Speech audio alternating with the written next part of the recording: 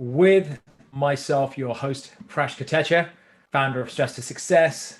And with me is our special guest to talk about, especially during these restless times, these difficult times that we're facing right now, to talk about a subject that I think is close to many of our hearts, putting the humanity, bringing the human back into the workplace, bringing humanity back into the workplace. Our special guest is Sue Patel. She is a coach and mentor for HR leaders. She's an HR thought partner and authority of putting the human back into HR. Book. She's the director of the HR Networking Club and trains coaches, mentors. She trains coaches and mentors for the HR Leadership Academy. Sue, welcome. Let's talk about Amazing. this. Thank you. Thank you Where, for having me, Prash. where, so happy to have you here, Sue. I think this is a topic that's very timely. What the heck has been going on out there in the world, Sue? It seems like everybody's emotions are being triggered in every single way possible. Well, there's a lot of uncertainty right now, which is understandable. There's a lot of worry about the future, um, and with everything else that's going on, like in America, and there's lots to be dealing with right now. There's a lot of emotion out there.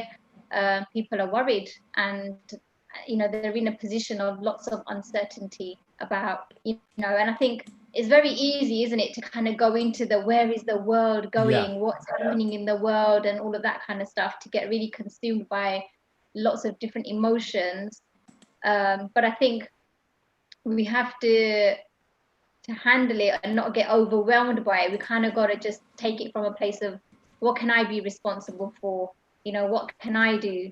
To kind of really calm down the whole overwhelm around it.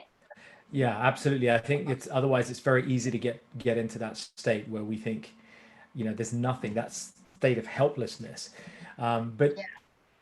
before we get into that, let me rewind the clock a little bit. Why don't you tell the audience a little bit about yourself, because you've had somewhat of a journey to get where you are today. Has not been any kind of small road whatsoever, right? You've actually you've been in retail and corporate for over 27 years.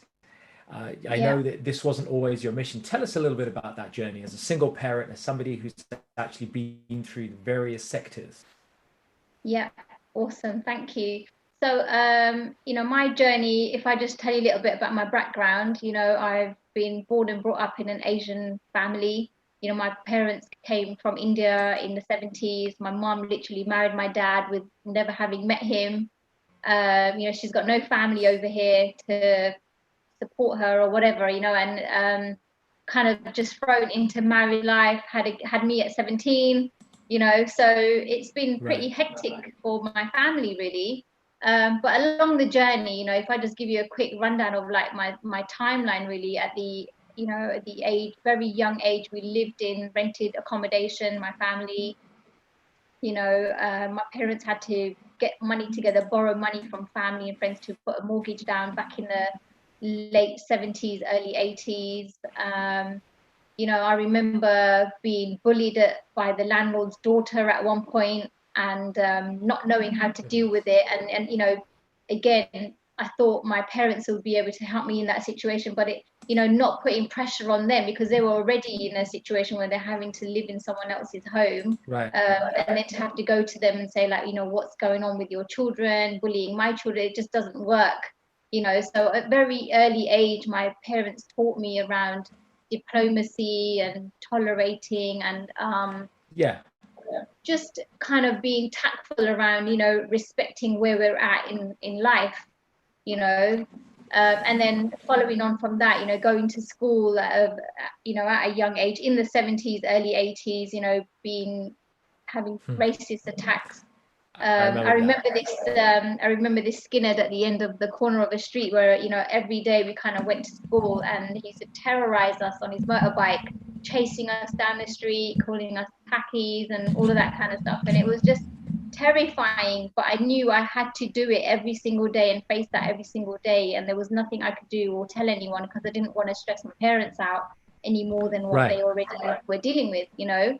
Um, and then growing up, you know, just at school, feeling isolated by a group of friends, you know, who didn't speak to me for a while, and I never knew why, you know, and I made it mean at that early age, like, you know, I'm not cool enough, I'm not good enough, I don't have what they have, and then all these kind of limiting beliefs that I created at the time of like, it must mean that I'm not good enough, I'm not worthy, Right. and therefore I don't belong, you know.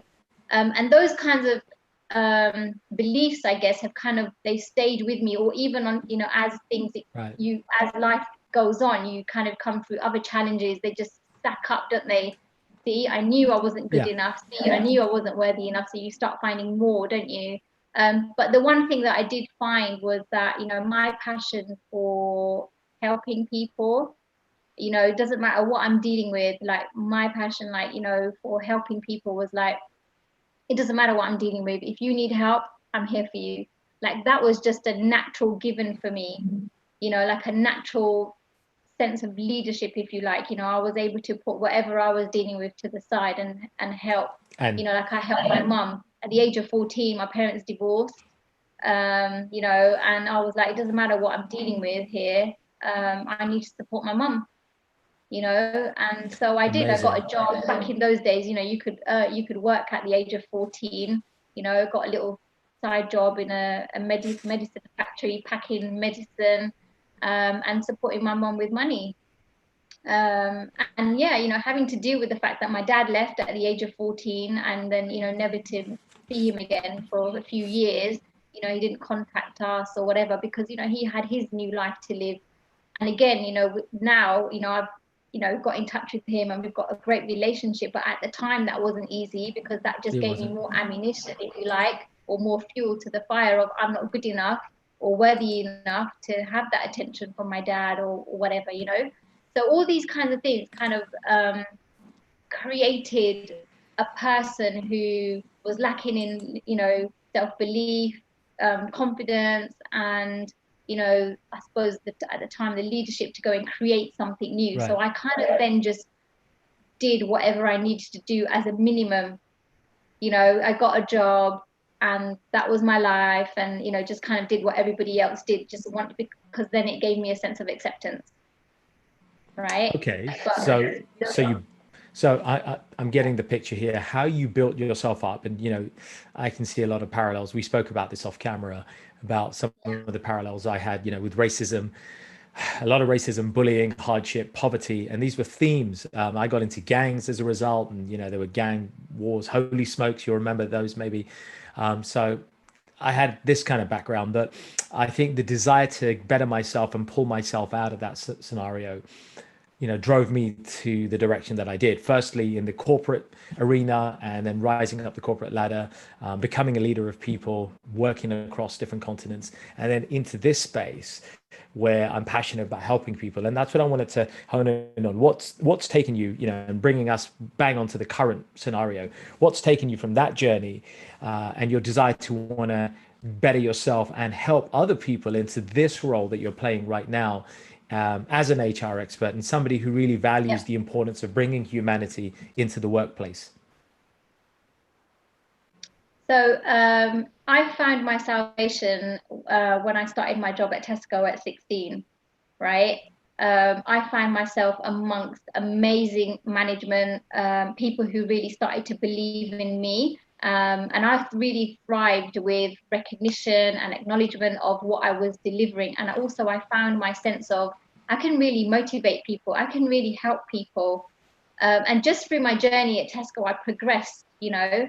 And I stayed with Right. Tesco for over 27 years because, you know, I literally grew up there, and it was like where I didn't get the stuff that I needed outside of Out. Tesco, I kind of got what I You got it. needed at work. You know, I got the Mm. structure, I got the, you know, the love and the connection Sense and of the belonging. That's. yeah, all of that. I got that at work. Mm-hmm. But in 2016, so in the February, I found myself separating from my husband in the February. In the March, I was made redundant, And then in the April, I had to sell my home. So this is all in 2016 over a space of 3 months. So you can imagine, like by May, June, I was like a complete wreck. And I was like, oh my God, where is my life going to go from here? And when you're at rock bottom, there's only one way to go, really, which is up. And I started to create, like, I've got nothing now, so what do I want to create in my life? So I created like a vision of where I wanted my future. You know, I'm a single parent now with an 11-year-old. You know, what do I want to create in my life? You know, and I knew that I wanted more freedom, you know, and I wanted peace of mind. So I really went to work on handling myself and where I was, you know, having this real sense of lack of self-worth and self-esteem and confidence. I went to work on who I was, and I found, like, you know, who I am naturally as a human being is love, leadership, and empowerment for others, right? And by getting connected to who I am for others, I started my journey of really making a difference in the world. You know, I published my book in 2018 called Putting the Human Back into HR, which is just over Right. here, as you can see. And as Just a over result there. of that, yeah, and as a result of that, you know, I've been able to speak on stage, been able to run, you know, hold seminars and webinars, really sharing my message about putting the human back into HR. And what that's about is, in a workplace, we can get so caught up with the routines, the operations, the KPIs, the results, that we actually forget that we're dealing with human beings. You know, we kind of give everyone a job title or a role or a number, a payroll number, or, you know, and we often kind of look at people like they're here to do a job, you know, rather than as leaders looking at, you know, like, who are these human beings? You know, it's such a privilege to be a leader of people. You know, I always kind Right. of share this, you know, my kind of thinking around it is, when you're at school, you have a teacher who guides you. When you're at college or uni, you have a professor or a Who? tutor that guides you. Right. But, you know, some people don't go to college or uni, and some people didn't do well at school, you know, and they're expected to kind of just handle themselves at work, you know, and, you know, there isn't, you know, there's often that guidance and that loving care isn't there for people. And I always share this story. You know, I remember seeing an older gentleman at work at a Tesco shop, you know, and he was in his late 50s, early 60s, dealing with pain in his knees, you know, arthritis and stuff, and he's having to work full time, filling beans, you know, which are not easy to lift, and carbonated drinks, 2-liter bottles, you know, and he's doing that job. And I kind of feel like, you know, what a missed opportunity that somebody didn't get to him early in his life and said, you know what, your future can be another way.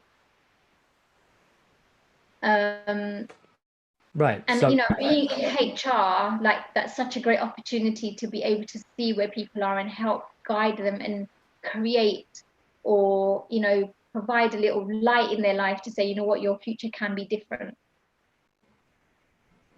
I like that. And clearly the future can be different. And I think there's some important themes there, right? There isn't a guidebook. There are manuals and there are guidebooks for procedures, for protocols, for how to conduct your business in a Yeah. corporate framework.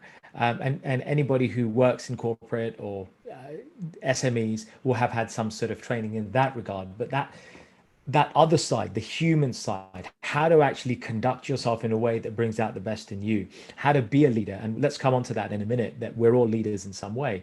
That's something that's not easily taught. You're absolutely right. So let's go through these 3 or 4 points, you know, keeping one eye on the clock here. Yeah. Firstly, what is it, in your view, what is it that's causing our workplaces to be devoid to a degree and lacking in what I call vitamin H, vitamin H being humanity, the human factor? Why Yeah. is there a deficiency of vitamin H from all your years of experience? Yeah. I think there's a number of reasons. One of the reasons is that if you take, for example, small businesses, you know, a lot of people go into business because they have something that they want to serve their customers with, right? You know, they're a specialist or an expert in their Right. product or in their service. What they're not necessarily good at is how to lead people, And they often feel like, because I'm good at business, or I'm good at sales or negotiation, or I'm really good at how to serve the customer with this product, doesn't make everybody a great leader of people, you know. And we often manage people with our own standards, you know, like, well, you know, I take my work seriously. I get up early, I'm really committed, I don't ever have sick days, I don't ever do this or that. And we manage people based on how we operate, How rather we than operate. actually, Yeah. yeah, and rather than actually understand that, you know, people are so different, and if everybody operated the way you did, there'll be no need for leaders in a business, you know. Right. And often, you know, you've got to take some time out to really get into the world of people. You know, I was running a leadership program, and I had a manager on this course, and he said, I've got this employee who's constantly late. And you know, I sat down with him and I said, you know, how come you've been, not how come you've been late, but, you know, can you please make sure that you're on time? Right? He said that to the guy. And Right. you know, his argument would be, I've mentioned to him that he needs to come to work on time, Come on right? time. And he's still not doing it, right? So now I'm going to have to sit down and discipline the guy. Okay. Now, what I shared with the manager is often what we see is the top level surface behavior of what people do. What we don't do enough of is take some time out and say, John, What? how come you're coming to work late? You know, what's going on in your life that you Yeah. What's can't going on? really, What's yeah, because we don't know. He might have lost his driving license and he's too embarrassed to tell you. He might be looking after an elderly parent. He might have some childcare issues. We don't know, you know. But actually taking 10 minutes out to ask John what's really going on in your world, and, you know, like, what can we do around that, rather than jumping straight into a disciplinary situation. You know, we're so quick, because it's quick to deal with a disciplinary, or we think it's quick to give somebody disciplinary, because all we're seeing is them disrespecting what we've said, be on time. What we're not doing is kind of taking it to a more human level to really understand, people, and what people are really dealing with in their lives. Yeah, really like that.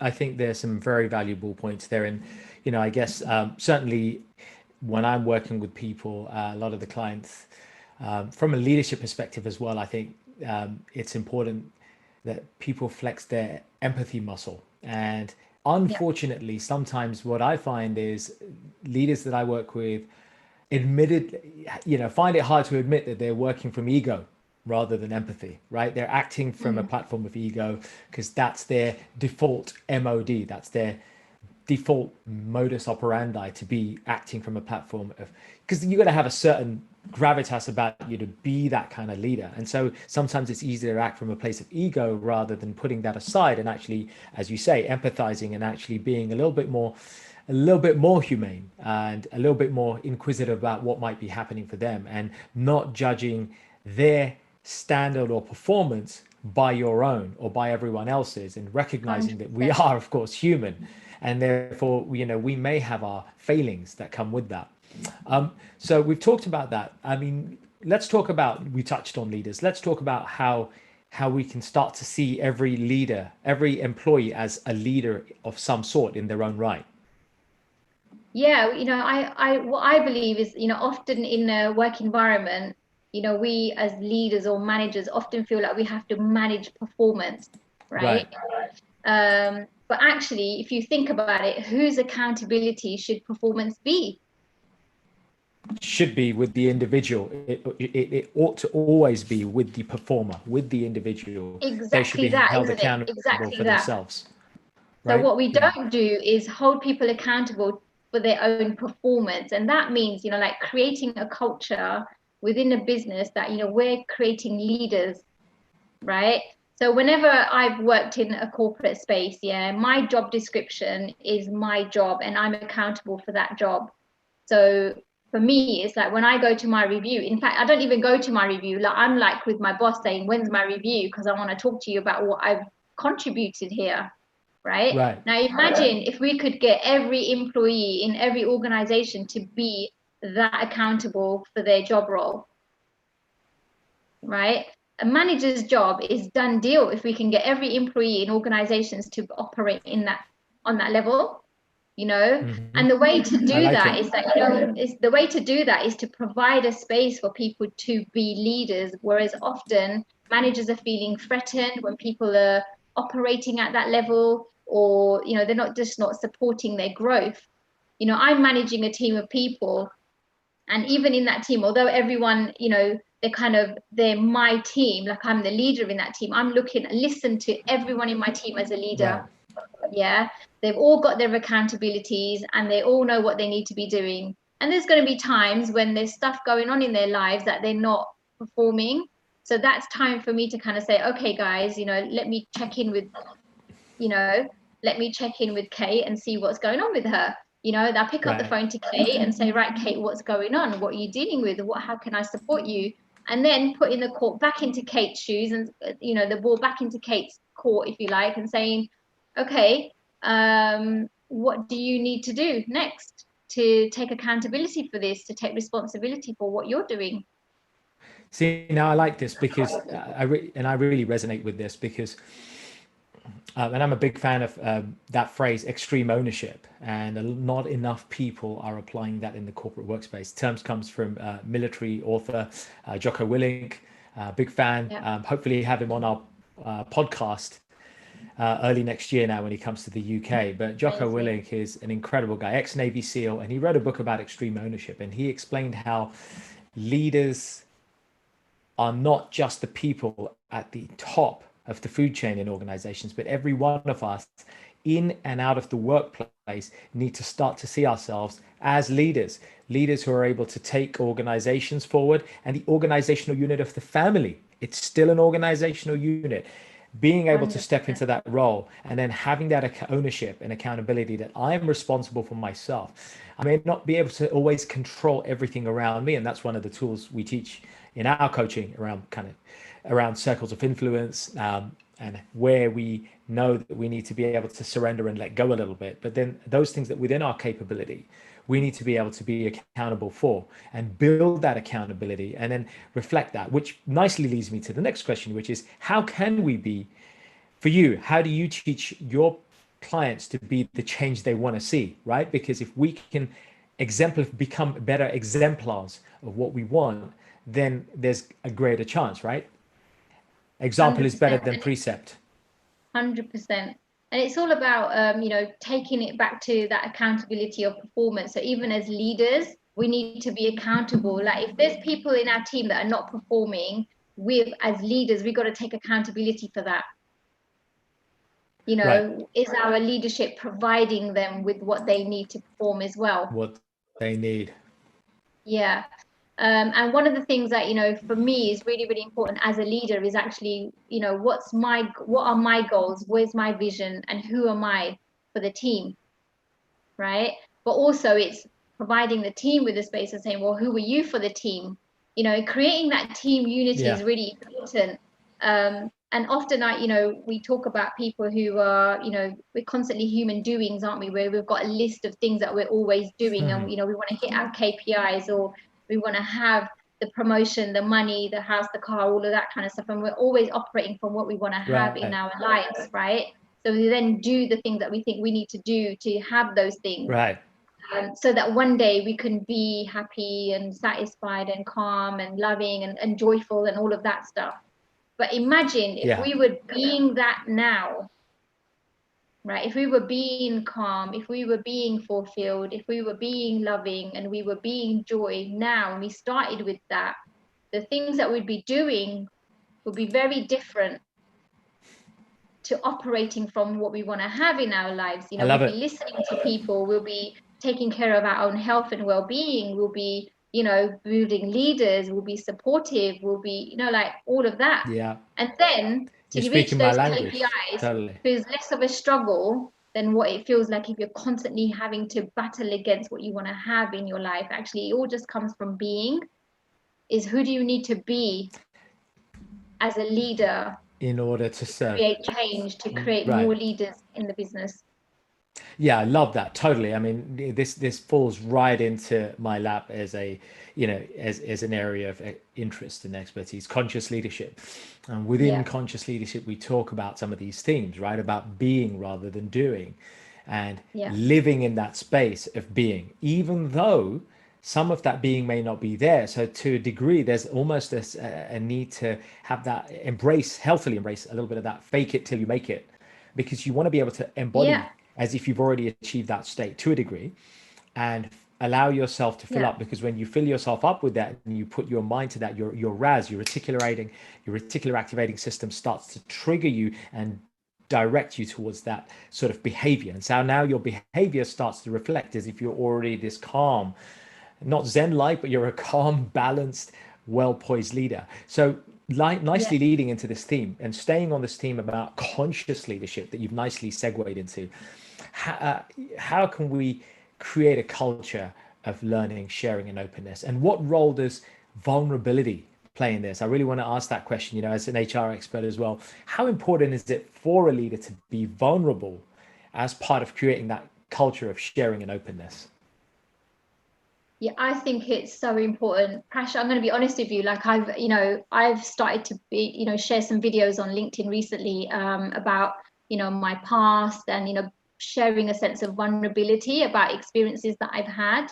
And I've had so many people contact me and message me about how the message really resonated with them. Amazing. And people will really connect to you when you provide a space of vulnerability, they connect and they can say, oh my God, I'm not the only one who's having to deal with that.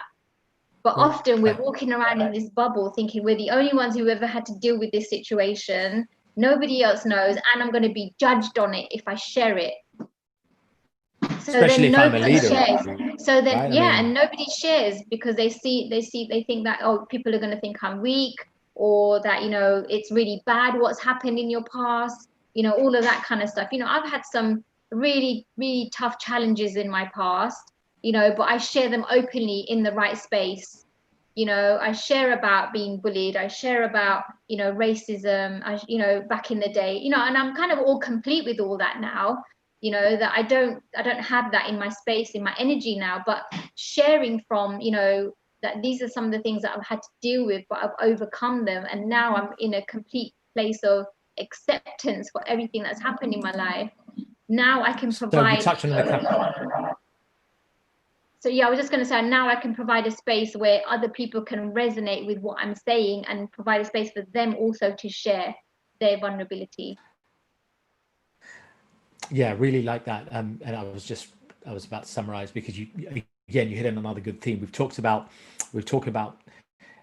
taking ownership. So to recap a little bit here, folks, if you've tuned in late, and for our friends from the stateside as well, if you're with us now, we've been talking about some important qualities that we can embody in order to be better leaders and to bring that humanity back in the workplace. We've talked about taking responsibility, being accountable for our stuff, no matter which level of leader we are, and whether it's in the workplace or out the workplace, to be accountable. Secondly, sharing vulnerability and being vulnerable within appropriate places and to an appropriate degree with your appropriate audiences, and starting to share some of that vulnerability in a suitable way.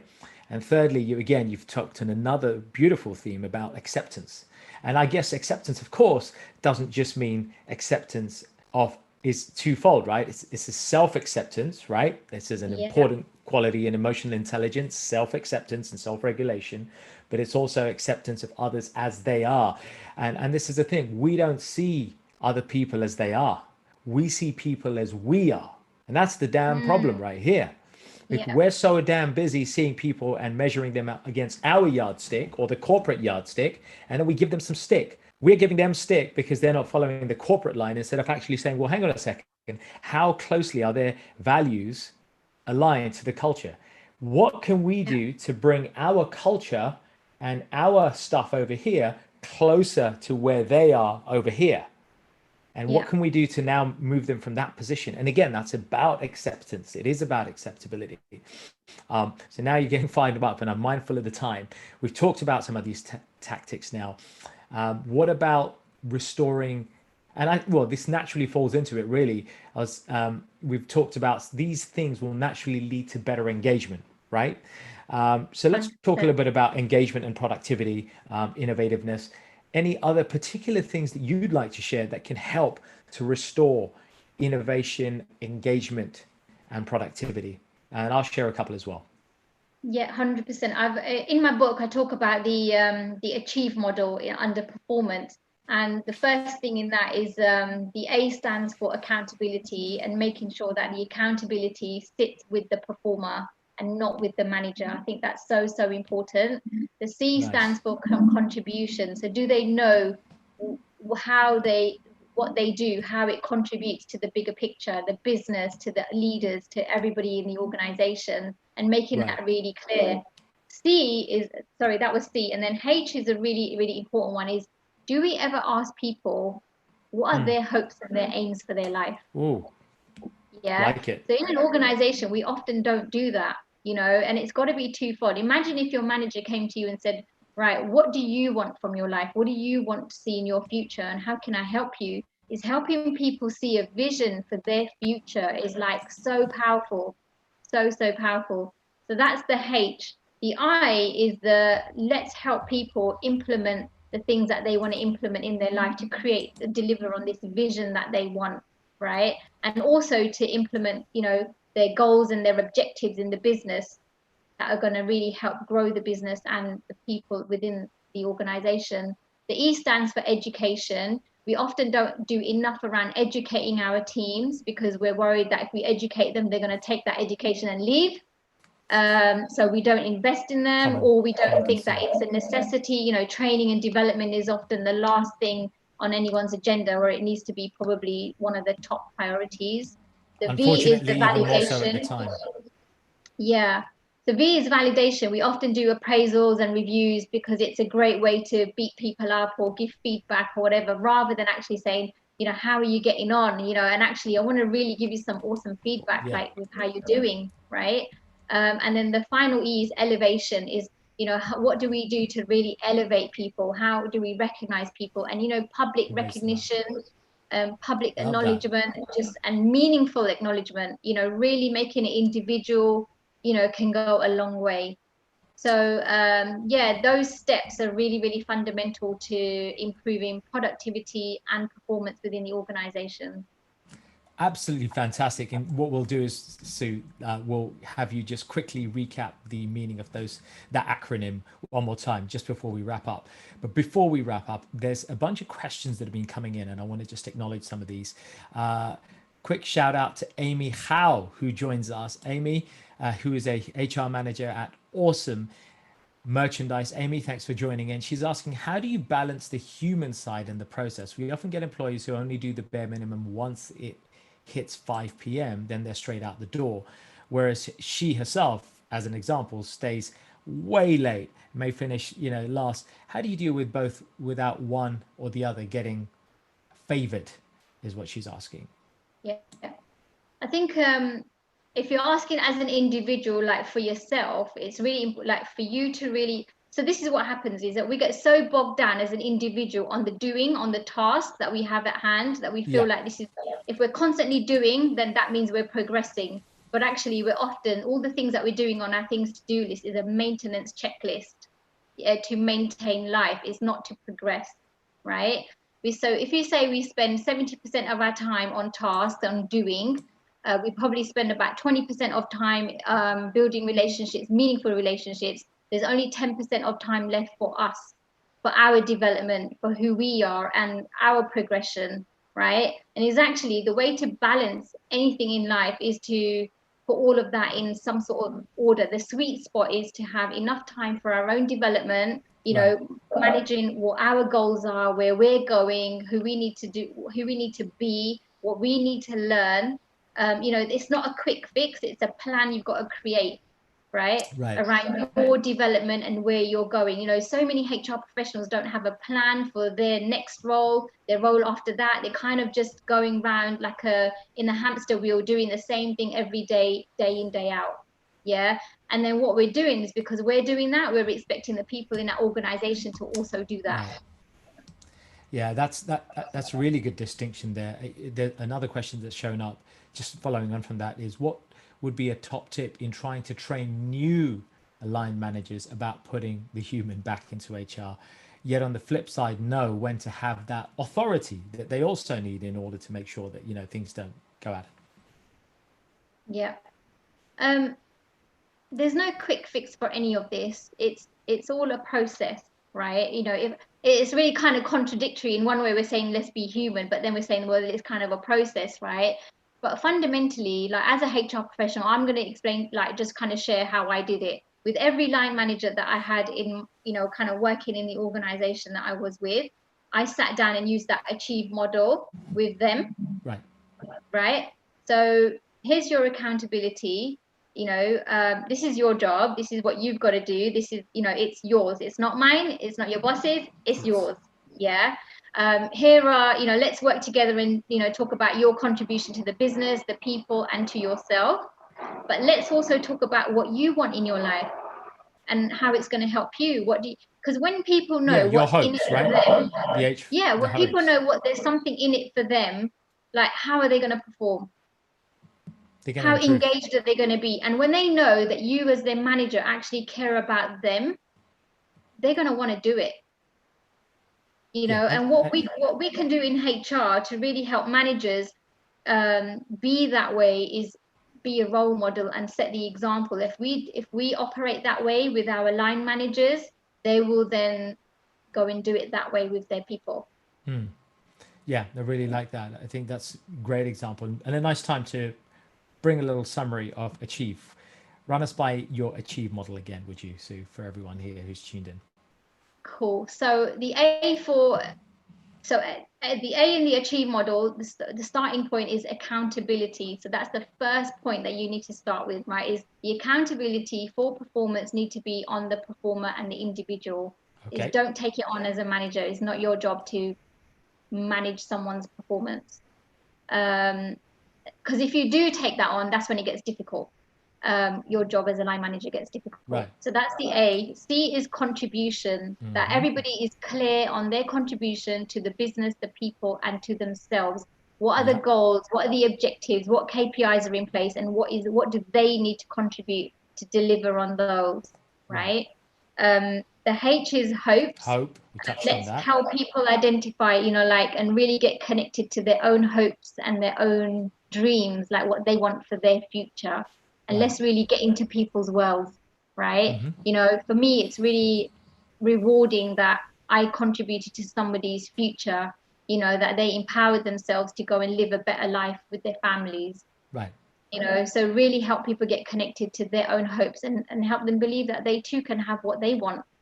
Right. So that's the H. The I is implementation, creating action plans, implementing the actions that they need to put in place to go and achieve the Right. contributions they need to make and their hopes.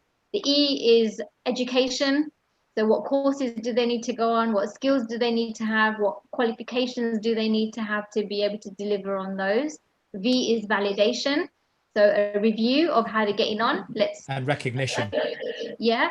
And then the E is elevation. Is Recognition. how Right. do we as managers, yeah, elevate them and give them that recognition for what they're doing, how they're progressing, what feedback can we give them?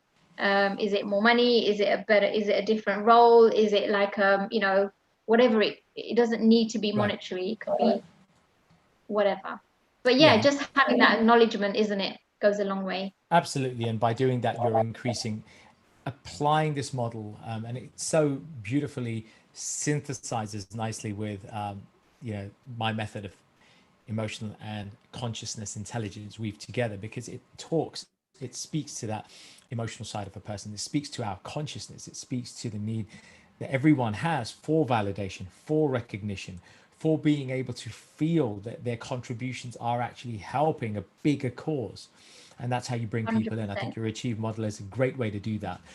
So Thank now you. would probably be a good time to tell us and give us a close up of that book, would you, Sue? Sure.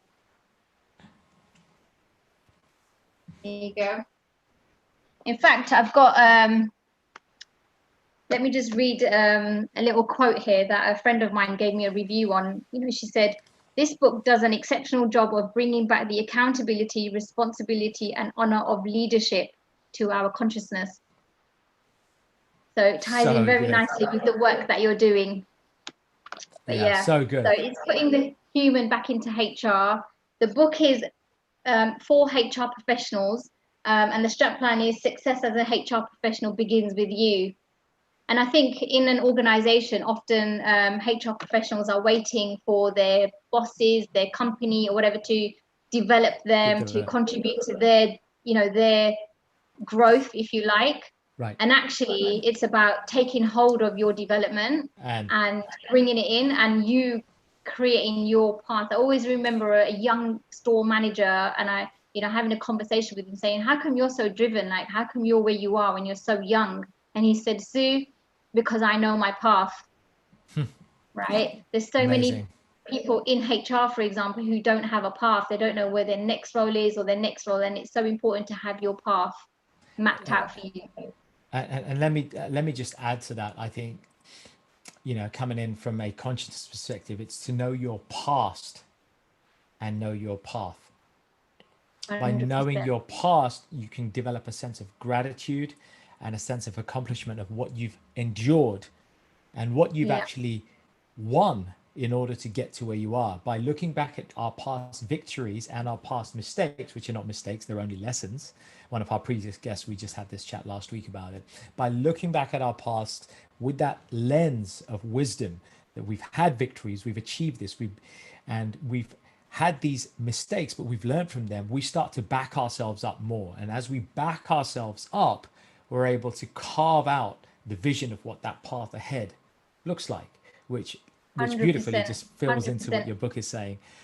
So, 100%. And I always just say, create a vision that really inspires you, because then you want to wake up in the morning and just go and create that vision for your, your future and your life.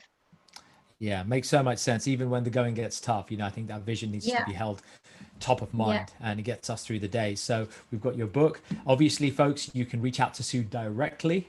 Check her out on LinkedIn. Her details will be there. We'll leave a link to Sue's book in the comments for this session, so you can reach out to her, of course. And last but not least, obviously, if you are feeling inspired and if you are feeling that now is the time for you to make those positive gear changes in your organization for yourself individually or for your team, then reach out to us, speak to us. We have our own CQ/EQ method, and we will take you through our online training delivered in the safety of your own home or your office.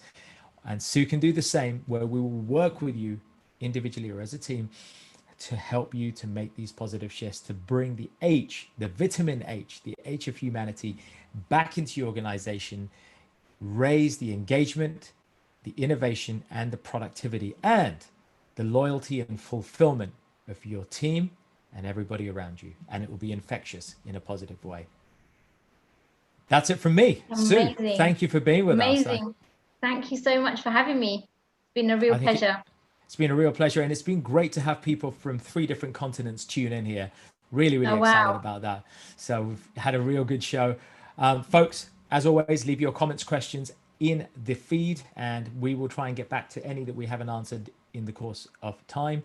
And reach out whenever you feel ready and inspired to take yourself to the next level. That's it. 100%. Thank you, Prash. Thanks, everyone. Take care, everyone. Have a good week ahead. Good